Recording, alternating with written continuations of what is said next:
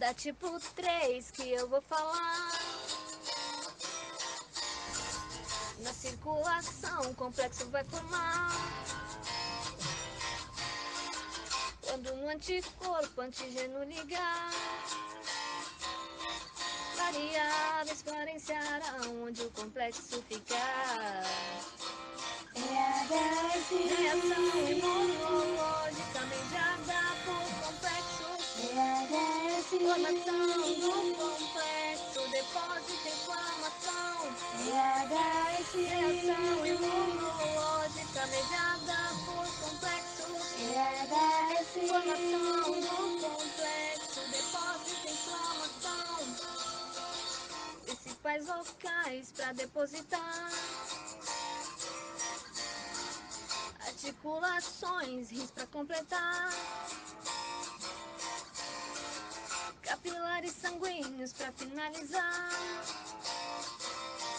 E as variáveis que vão influenciar. Reação imunológica mediada por complexos. Formação do complexo, depósito, inflamação.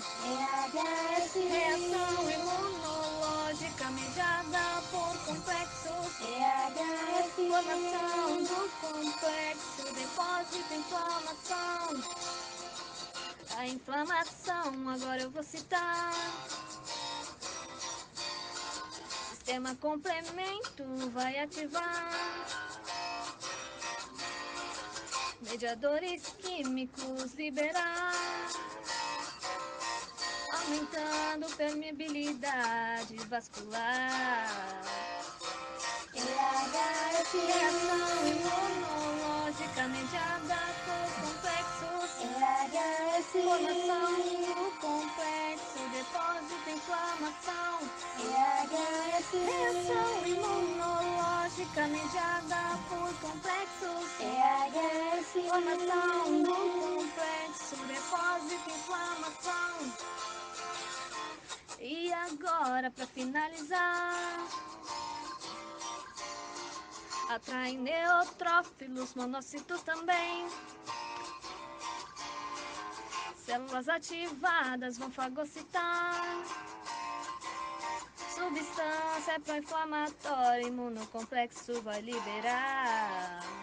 Reação imunológica mediada por complexos. Formação do complexo, depósito, inflamação. Reação imunológica mediada por complexos. Formação do complexo, depósito, inflamação.